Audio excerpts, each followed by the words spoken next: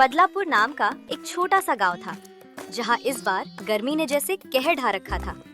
सूरज की तपिश इतनी तेज हो चुकी थी कि धरती तपकर तवे जैसी लगने लगी थी। गांव के लोग आमतौर पर सुबह जल्दी खेतों में निकल जाते थे, लेकिन अब हालात ऐसे हो गए थे कि दोपहर तो छोड़िए, सुबह भी बाहर निकलना मुश्किल हो गया था।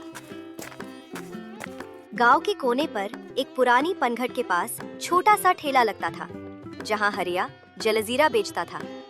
पहले वहां दिन भर भीड़ लगी रहती थी, लेकिन अब लोग घरों में दुबके रहते थे, इसलिए ठेला भी सूना पड़ा रहता था। अरे राम, ये कैसी आग बरस रही है।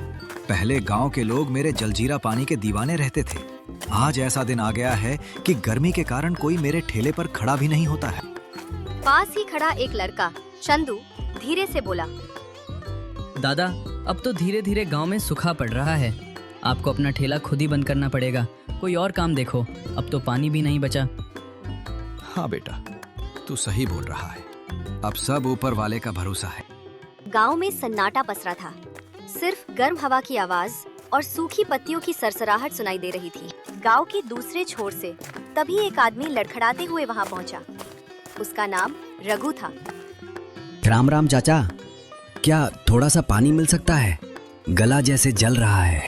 ठेले पर खड़े हरिया चाचा ने बिना देर किए मिट्टी के मटके में हाथ डाला, लेकिन इस बार मटका लगभग खाली था।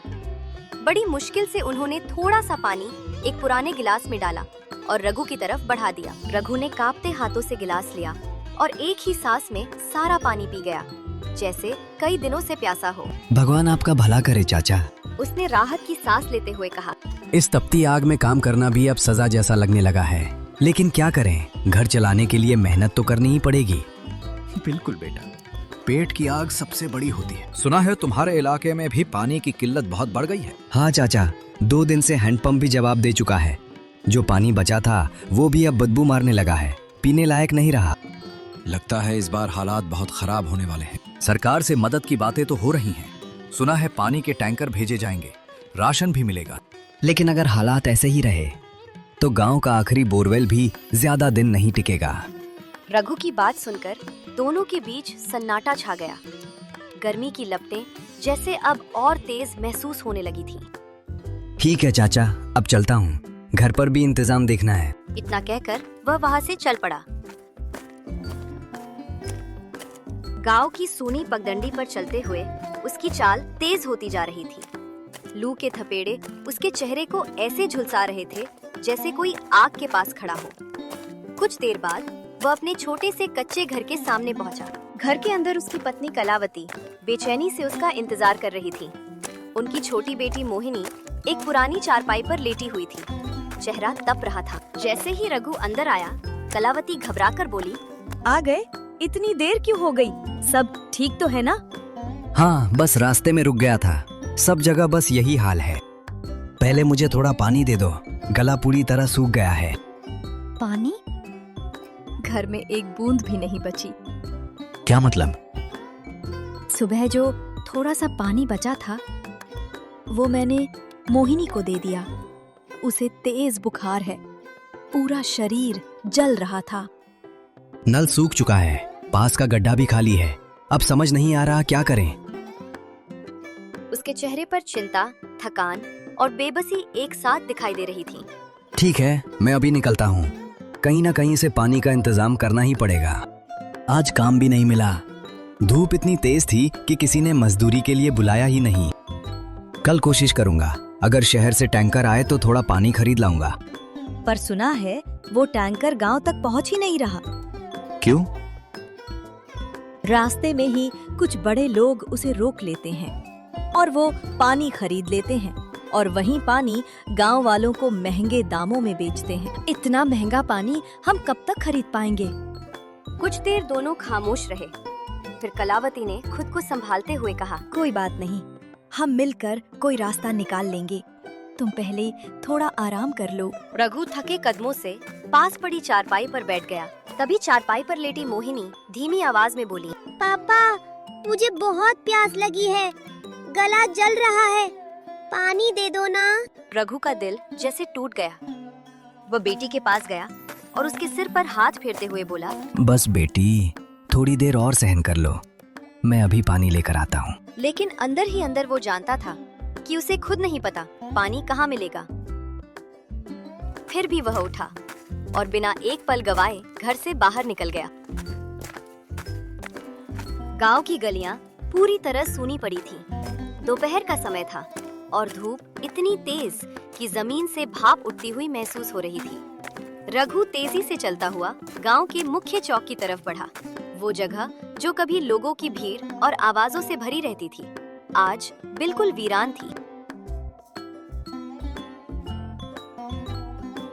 उसी गांव में एक आदमी रहता था, जगदीश चौधरी। वह गांव का सबसे ताकतवर और अमीर व्यक्ति था। उसका रुतबा इतना था कि लोग उसके सामने बोलने से भी डरते थे। उसके साथ उसका खास आदमी लाला हमेशा रहता था, जो हर गलत काम में उसका साथी था। एक दिन तपती दोपहर में दोनों गांव के बाहर खड़े बातें कर रहे थे।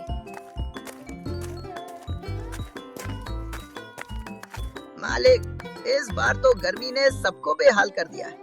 पानी के बिना लोग तड़प रहे हैं। और यही तो मौका है कमाने का। कैसे मालिक? मैंने शहर में बात कर ली है, कुछ टैंकरों का रास्ता बदलवाया है।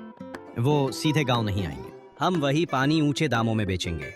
आधा मुनाफा मेरा, आधा तुम्हारा। वाह मालिक, इस बार तो खूब कमाई होगी। दोनों एक दूसरे को देखकर मुस्कुराए, जैसे कोई गुप्त खेल शुरू हो चुका हो। उधर रघु एक टूटी बाल्टी लेकर गांव के बाहर पुराने सूखे तालाब की तरफ जा रहा था। जब वो तालाब के पास पहुंचा, तो उसकी उम्मीदें वही टूट गईं। नीचे थोड़ा सा गंदा पानी बचा था। रघु कुछ पल के लिए ठहर गया। क्या यही पानी घर ले जाऊं? रघु अपनी टूटी बाल्टी में वही गंदा पानी भर रहा था। तभी पीछे से एक आवाज आती है। अरे रघु भैया, ये आप क्या कर रहे हो? रघु चौंक कर पीछे मुड़ा। उसने देखा एक जवान लड़का साफ कपड़ों में, आंखों में समझदारी लिए खड़ा था। वो था मोहन, जो शहर से पढ़ाई करके अभी अभी अपने गांव लौटा था। क्या करूं बेटा, घर में पानी नहीं है, बच्चा प्यासा है, मजबूरी में यही भर रहा हूँ। लेकिन भैया, ये पानी बहुत गंदा है। इसे पीने से बीमारी फैल सकती है। डायरिया, उल्टी, दस्त, जान तक जा सकती है। मोहन की बात सुनकर रघु के हाथ रुक गए। उसने बाल्टी की तरफ देखा, फिर अपने हालात को। मुझे सब पता है बेटा, लेकिन मेरे पास और कोई रास्ता नहीं है। नहीं भैया, रास्ता है। हम मिलकर कुछ करेंगे। पानी को उबालकर पिएंगे और गांव वालों को भी जागरूक करेंगे। घर पहुंचकर उसने पानी उबाला और किसी तरह अपने परिवार को पिलाया। लेकिन अगली सुबह हालात और भी खराब हो चुके थे। घर में खाने के लिए एक दाना तक नहीं बचा था। माँ, बहुत भूख लगी है, कुछ खाने को दे दो। बस बेटी, थोड़ा इंतजार कर, पापा कुछ लेकर आते होंगे। हम दोनों तो 2 दिन से सिर्फ पानी पर ही हैं। रघु सब सुन रहा था। उसका दिल टूट चुका था। उसने मन ही मन फैसला किया, अब चाहे जो हो, मदद मांगनी ही पड़ेगी।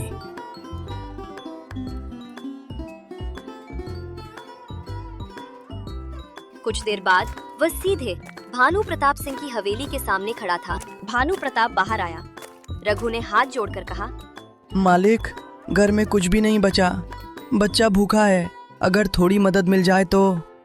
हर बार मदद के लिए मेरे पास ही क्यों आते हो तुम लोग? पहले जो उधार लिया था वो चुकाया क्या? 5,000 रुपए लिए थे और अभी तक लौटाए नहीं, और फिर मदद मांगने आ गए। पहले पुराना हिसाब चुकाओ, फिर कोई बात करना। मालिक, मैं मेहनत करने वाला इंसान हूँ, हाथ फैलाना मेरी आदत नहीं है, लेकिन इस बार हालात ने घुटनों पर ला दिया है। धूप ने खेत जला दिए, काम ठप हो गया, घर में बच्चा भूखा है, बस थोड़ी सी मदद कर दीजिए, आपका कर्ज मैं जरूर चुका दूंगा। गरीब हो तो अपनी औकात में रहना सीखो। हर बार रोना लेकर मेरे पास चले आते हो। यहाँ आकर हाथ जोड़ने से कुछ नहीं मिलेगा। मेरे पास तुम्हारी कहानी सुनने का वक्त नहीं है। रघु कुछ कह पाता उससे पहले ही भानु प्रताप गुस्से में चिल्लाया, ओए गोकुल, इसे यहाँ से बाहर निकालो, और याद रखना, दोबारा ये आदमी मेरे दरवाजे पर दिखा तो अच्छा नहीं होगा। इतना सुनते ही उसके आदमी ने रघु को धक्का देकर बाहर कर दिया। वो बिना कुछ बोले भारी कदमों से वापस घर की ओर चल पड़ा। जब वो घर पहुंचा तो अंदर का दृश्य देखकर उसके पैरों तले जमीन खिसक गई